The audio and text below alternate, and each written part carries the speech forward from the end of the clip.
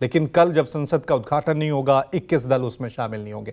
आज जब देश में नीति आयोग की बैठक हो रही है, 6 मुख्यमंत्री उसमें शामिल नहीं हो रहे। तो ये टीम इंडिया की जो सोच है उसको लेकर क्या बड़ा झटका है। सीधा रुख करते हैं मेरे सहयोगी राजीव रंजन का। राजीव, ये जो बायकॉट कल्चर शुरू किया है विपक्ष ने, इसे किस तरह से देखा जाए?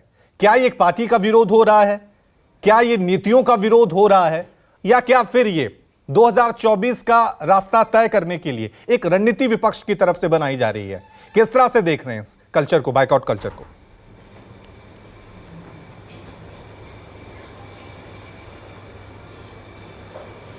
देखिए, मोदी सरकार पर और भारतीय जनता पार्टी पर यह आरोप लगता है कि चूंकि वो चुनावी जीत में या लोकसभा में उनकी सदस्य संख्या या राज्यसभा में करीब करीब बहुमत के करीब होने को है, तो वो जैसा चाहते हैं देश को अपने हिसाब से हाँकना चाहते हैं और तमाम विरोधी दलों के या विपक्ष की आवाज़ को सुनने अनसुना करते हैं या उन तक उनकी बात नहीं पहुंचती है।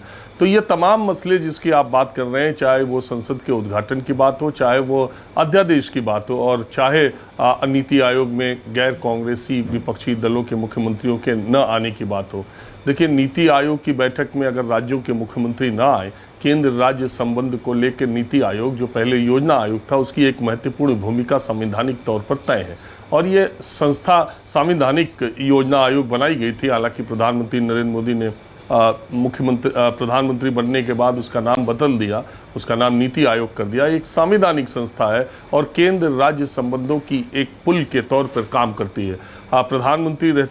मुख्यमंत्री रहते हुए नरेंद्र मोदी ने कई बार इस पर सवाल उठाए थे, केंद्र राज्य संबंधों पर और योजना आयोग के या तमाम चीज़ों पर, जैसे विपक्ष के आज के मुख्यमंत्री उठाते हैं, ऐसे सवाल उन्होंने मुख्यमंत्री रहते हुए भी उठाए थे।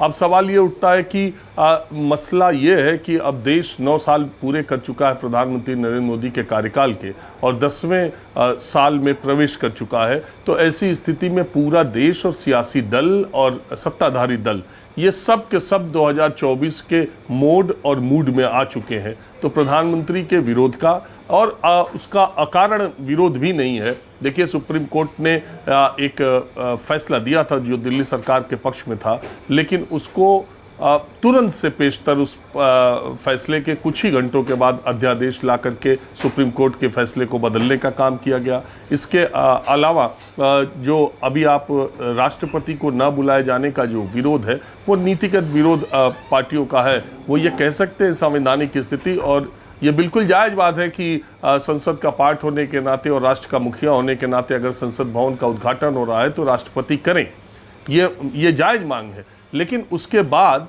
अगर ये फैसला सरकार का है कि अगर वो न कराना चाहे और उस सरकार ने ये फैसला किया कि प्रधानमंत्री इसका उद्घाटन करे, तो फिर उसका विरोध किस हद तक जायज़ है, ये भी एक बड़ा सवाल है।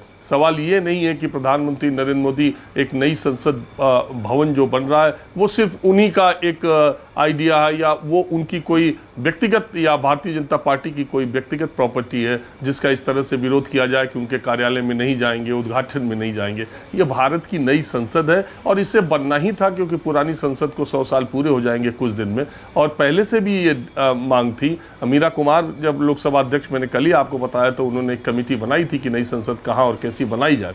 तो ये अब नई संसद, अब कल हम लोग जब इस वक्त बात कर रहे होंगे तो पूरा कार्यक्रम चल रहा होगा देश को नई संसद मिलने का, तो उसका एक विरोध पार्टियां 20-21 पार्टियां विरोध कर रही हैं, 20-25 पार्टियों के खिलाफ 25 पार्टियां जो है वो समर्थन भी कर रही है। और समर्थन विरोध एक तरफ है, भारतीय जनता पार्टी के सांसदों की संख्या खुद ही इतनी काफ़ी है कि उनको किसी और की ज़रूरत नहीं है और देश ने 2 बार प्रधानमंत्री नरेंद्र मोदी को बहुमत दिया है। तो इस तरह के फैसले अंकगणित के आधार पर ही सरकार बनती है और इस तरह के फैसले भी लिए जाते हैं। तो सवाल ये है कि ये तीनों मसले, मुझे ऐसा लगता है कि विपक्ष एक तो एकता की टेस्ट करना चाहता है इन तीनों मसलों में, और दूसरा एक जनमानस में एक छवि बनाना चाहता है कि प्रधानमंत्री नरेंद्र मोदी और उनकी सरकार एकला चलो की नीति पर चलते हैं। अगर उनको इस तरह का बहुमत मिलता है तो वो किसी की कोई परवाह नहीं करते, न लोकतांत्रिक मूल्यों की, न संवैधानिक संस्थाओं की, न राष्ट्रपति के पद की गरिमा की। वो ये संदेश देने की कोशिश अपने विरोध के माध्यम से कर रहे हैं। लेकिन सवाल यही है कि 2024 का जब चुनाव होगा तो ये विपक्षी एकता जो आज आपको छिटपुट मौकों पर दिखाई दे रही है वो 2024 तक सीटों के बंटवारे या सीटों पर जो अंडरस्टैंडिंग है उसके तौर पर सामने आएगी कि नहीं आएगी। फिलहाल 28 तारीख का जो कार्यक्रम है वो विपक्षी दलों के इस बहिष्कार के रवैये के कारण वो स्वाद कसैला जरूर हो रहा है। जब देश को आज़ादी के बाद पहली बार एक नई संसद मिलने जा रही है, उस कार्यक्रम में हमारे बहुत सारे नुमाइंदे, ऐसा नहीं है देश के अलग अलग हिस्सों से जीते हुए वो सांसद है, अपनी नीतियों पर अपनी पार्टी के तौर तरीकों से वो वहाँ पर पहुँचे हुए हैं। अगर सबके नुमाइंदे वहाँ रहते तो वो स्थिति ज़्यादा अच्छी होती। सरकार को भी इस बारे में प्रयास करना चाहिए था और विपक्ष को भी इस बारे में पुनर्विचार करना चाहिए था। बिल्कुल, और जनता में मैसेज क्या जाएगा इस विरोध का, और ये अपने आप में बहुत बड़ी बात होगी।